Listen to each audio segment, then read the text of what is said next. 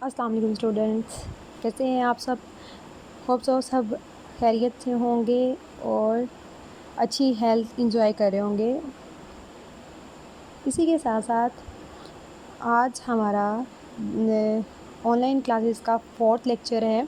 Actually ये 3rd lecture का ही part था, लेकिन मैंने उसकी लेंथ को मेंटेन करने के लिए इसको ब्रेक करके 4th पार्ट में कन्वर्ट किया है, तो ताकि आप लोग घर में बैठे आपको बर्डन ना फील हो और थोड़ा थोड़ा सा पढ़ते रहे बेटे। तो बेटा आज हमने क्या देखना था, हमने देखना था फ्रेश वाटर इन्वायरमेंट। बेसिकली जल्दी से रिकॉल करते हैं, जैसे कि हम डेली करते हैं, जल्दी से रिकॉल करते हैं। हम पढ़ क्या रहे थे, हम पढ़ रहे थे होम्योस्टेसिस का चैप्टर।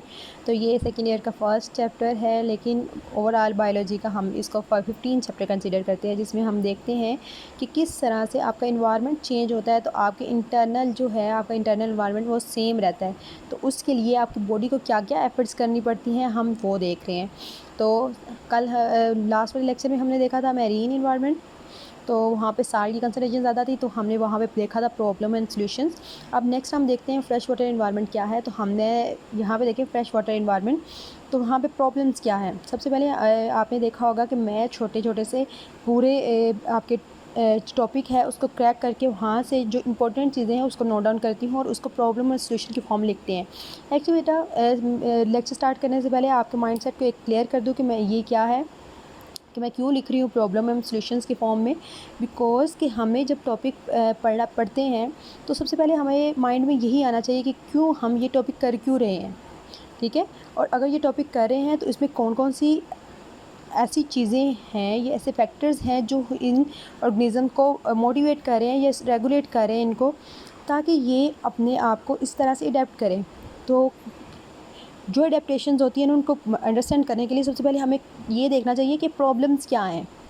प्रॉब्लम जब हमें पता चलेगी किसी चीज़ की, देन हमारे माइंड में फ़ौरन से रहेगा कि ये प्रॉब्लम्स है, उसको मेंटेन करने के लिए क्या क्या सॉल्यूशंस देने हैं, ठीक है। इसलिए मैंने जो टॉपिक है उसको ब्रेक किया है, उसको क्रैक करके उसको इस फॉर्म में कन्वर्ट किया है।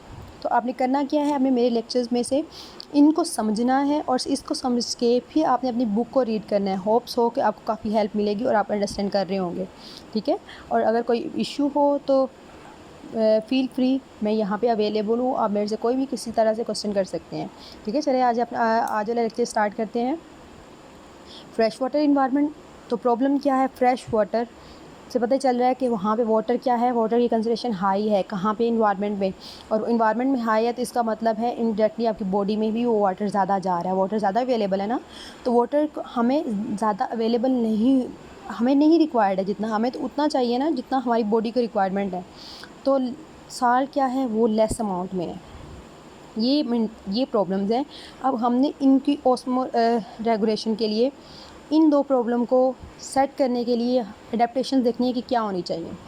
Solution number 1, water excreting structures. Water excreting structures होने चाहिए, इनमें ये इनवर्टिब्रेट्स की बात करें वाटर में, आपको पता है वर्टिब्रेट्स और इनवर्टिब्रेट्स होते हैं।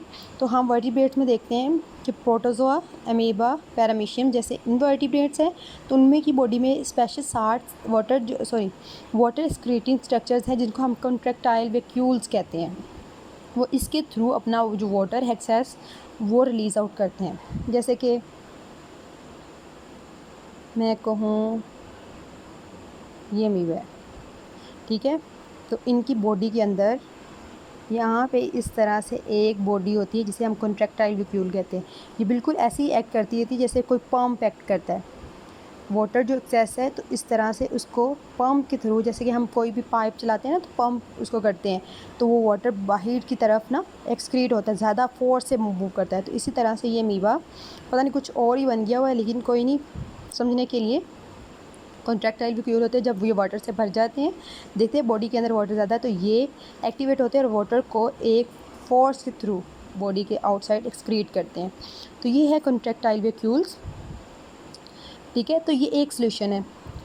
दूसरा कुछ देखिए, अब ये सॉल्यूशन जो होते हैं ये लाजमी नहीं है कि हर ऑर्गेनिज़म में हो, ये डिफरेंट ऑर्गेनिज़म अडेप्ट करते हैं। कोई ये वाला सॉल्यूशन लेगा, कोई ये, इसलिए हम डिफरेंट ऑर्गेनिज़म देखते हैं। तो यहाँ पे हमने इनवर्टिब्रेट देखा, आगे देखें excrete large volume of dilute urine dilute urine मतलब जिसमें वाटर, ऐसा यूरिन जिसमें वाटर की कंसंट्रेशन हाई हो, क्योंकि वाटर ही हमें रिमूव करना है ना, साल्ट को प्रिवेंट करना है।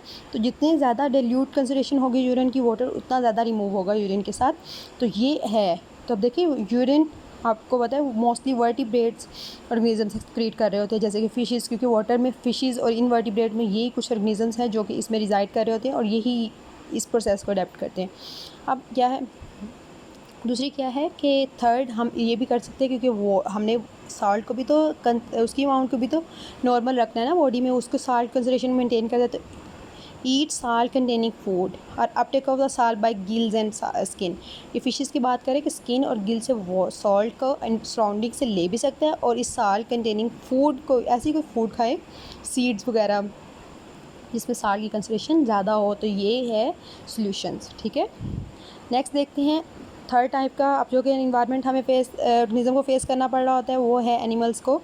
टेरेस्ट्रियल मतलब आपका आम लैंड, जो वाटर से हम देखें थर्ड पार्ट, दो चीज़ें ना लैंड हमारी अर्थ पे, वाटर या फिर अर्थ। तो वाटर में दो तरह की वाटर कंडीशंस थी, और थर्ड क्या है, टेरेस्ट्रियल है।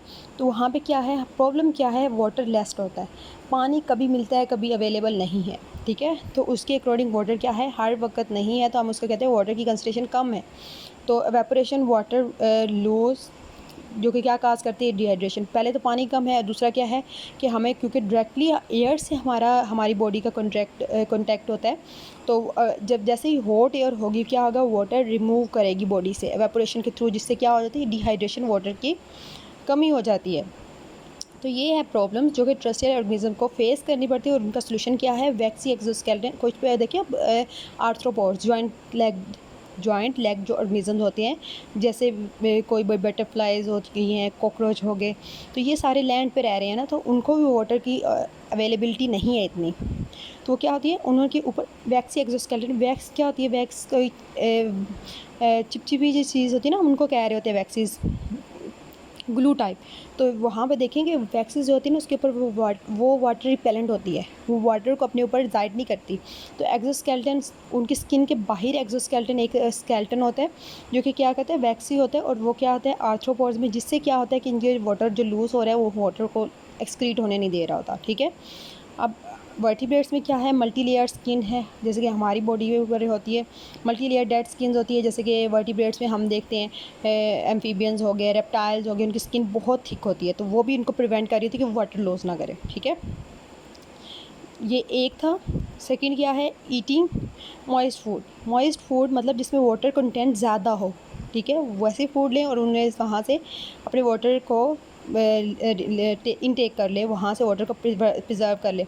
नंबर 3 क्या है, depending on the seeds of desert plant. Desert plant के जो सीड होते हैं उनमें साल्ट की कंसंट्रेशन थोड़े से अमाउंट ज़्यादा होती है, और साल्ट कंसंट्रेशन मतलब वो कार्बोहाइड्रेट रिच होंगे। कार्बोहाइड्रेट्स का आपको पता होगा, हमने फर्स्ट ईयर में पढ़े होंगे कार्बोहाइड्रेट्स। अब कार्बोहाइड्रेट्स को जब ब्रेक करते हैं तो वहाँ पे वाटर रिमूव होता है, और वही वाटर को फिर ये क्या करते हैं, ये ऑर्गेनिज्म वाटर की कमी को पूरा करने के लिए फिर इसको यूज़ करते हैं।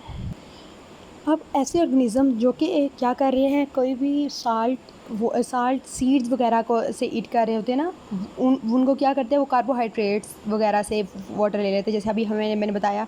तो बेसिकली ये क्या है, ये एक मेटाबॉलिक और बिहेवियरल एडेप्टेशन मेटाबॉलिक भी है, मेटाबॉलिज्म कर रहे हैं ना, कार्बोहाइड्रेट्स को ब्रेक डाउन कर रहे हैं या उसको बिल्ड आउट करने के लिए। बेसिकली ये ब्रेक डाउन ही होती है, कैटाबॉलिज्म जिसे कह रहे होते हैं, उसके ब्रेक डाउन करते हैं और उसके क्या करते हैं, वहाँ से वाटर रिमूव करते हैं, और बिहेवियर उन्होंने अपने आप को एडजस्ट इस तरह से किया, ये एडेप्टेशन है। अब इसकी अगर एग्जाम्पल है तो कैंगरू रेट एक ऐसा ऑर्गेनिज्म जो कि ड्राई एरिया में पाई जाती है। वहाँ पे क्या होता है कि वो क्या करता है कि ये वाटर ड्रिंक नहीं करता, पानी लेता ही नहीं है। ठीक है, नॉट ड्रिंक वाटर, बल्कि क्या करता है, जो अपने वाटर की कंसंट्रेशन को कैसे पूरा करेगा, तो ये सीड्स को ईट करता है, और वहाँ से उन सीड से कार्बोहाइड्रेट्स के थ्रू कार्बोहाइड्रेट्स के ज़रिए मेटाबॉलिज्म करके वाटर ले रहा होता है, या फिर वो सीड्स होती मॉइस्ट है और साल्ट की कंसंट्रेशन को मेंटेन करने के लिए होती है। ठीक है, ये 3 एडेप्टेशन होगी। फोर्थ है कंसंट्रेटेड यूरिन जो है वो क्या है, कंसंट्रेटेड है। वो कंसंट्रेट मतलब उसकी जो नाइट्रोजेनिक वेस्ट है ना, उसकी कंसंट्रेशन ज़्यादा हो।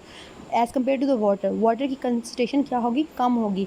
तो क्या होगा, किडनी में जब जा रहे हैं ये यूरिन, तो वहाँ से जितना वाटर है वो रीअब्ज़ॉर्ब कर लेते हैं, मतलब जो किडनी ब्लड से फ़िल्टर होके किडनी में जाता है और किडनी से वापस कलेक्टिंग डक्ट्स में जाने से पहले वहाँ से रीअब्ज़ॉर्प्शन होता है, लूप ऑफ हेनले। ये हम इंशाल्लाह ताला इसी चैप्टर में ही हम डिटेल में देखेंगे किडनी वाले टॉपिक में। तो वहाँ से क्या होता है कि वो वाटर को रीअब्ज़ॉर्ब करते हैं, वाटर रीअब्ज़ॉर्ब जब करते हैं तो वाटर की कंसंट्रेशन यूरिन में कम हो जाती है, जिसको हम कंसंट्रेशन यूराइन कहते हैं। तो वाटर को यहाँ भी प्रिजर्व किया जा सकता है। एट द एंड इस टॉपिक के लास्ट पे एक टर्म है एनहाइड्रोबायोसिस। तो ये पूछ भी लेते होते हैं कि एनहाइड्रोबायोसिस क्या है। तो ये बेसिकली ये एक बिहेवियर एडेप्टेशंस ही है। इसमें बेसिकली क्या होता है, करैक्टरिस्टिक फीचर्स ऐसी होती है जो कि क्या करती है, एन डिहाइड्रेशन को टॉलरेट करती है। और ये कौन से ऑर्गेनिज्म ये एडेप्टेशंस को, एडेप्टिव करैक्टरिस्टिक फीचर्स को मेंटेन करते हैं। ये ट्रस्टेड एनवायरनमेंट में फीचर्स होती है और वो क्या करती है, इसमें एनिमल टू एनिमल ये वेरी भी करती हैं कि कोई ऑर्गेनिज्म जो है उसमें कौन सी ऐसी फीचर्स हैं, करैक्टरिस्टिक्स ऐसी हैं जो कि डिहाइड्रेशन, जो वाटर के रिमूव होता है, उसको बर्दाश्त करे और उसको अपने फेवर में लेके आए। जितना वो वाटर रिमूव कर रहे हैं उसको मेंटेन करने के लिए, उसके लिए अपने आप में कोई ऐसी फीचर्स जनरेट करे जो उस वाटर के लूज से प्रिवेंट करे। इसको हम कहते हैं एनहाइड्रोबायोसिस। ठीक है, इसी के साथ मेरा लेक्चर, आज का लेक्चर कंप्लीट होता है। होप सो आपको ये समझ आएगी। लेकिन बेटा याद रखना है कि आप अगर लेक्चर ले रहे हैं, आपको समझ भी आ रही है, तो उसका फ़ीडबैक भी दें, मुझे अच्छा लगेगा। दूसरी चीज़, समझ नहीं आ रही तब भी पूछें, ठीक है। लेकिन एक काम आपने जो इससे पहले करना है कि ये छोटे छोटे से मैंने टॉपिक्स में डिवाइड किया हुआ है, क्योंकि अभी इनिशियल है, स्टार्ट है, मुश्किल ना हो आपको। तो लेकिन बेटा डेली का डेली आपने पढ़ना ज़रूर है। हर लेक्चर को, जब आपका लेक्चर हुआ उसको एक दफ़ा इधर से सुना और उसके बाद जाके ना एक दफ़ा रीड आउट किया कि आपको उसमें से कितनी चीज़ समझ आती है, ठीक है। तो उम्मीद है आपको एंजॉय कर रहे होंगे और पढ़ेंगे भी। इसी के साथ नेक्स्ट लेक्चर तक के लिए अल्लाह हाफिज़, टेक केयर।